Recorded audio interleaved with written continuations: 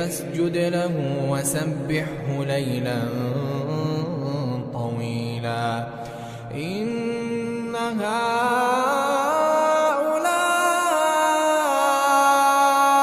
يحبون العاجلة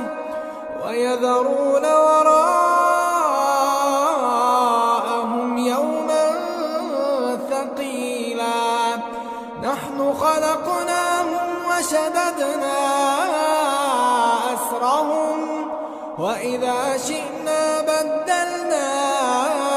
أمثالهم تبديلا إن هذه تذكرة فمن شاء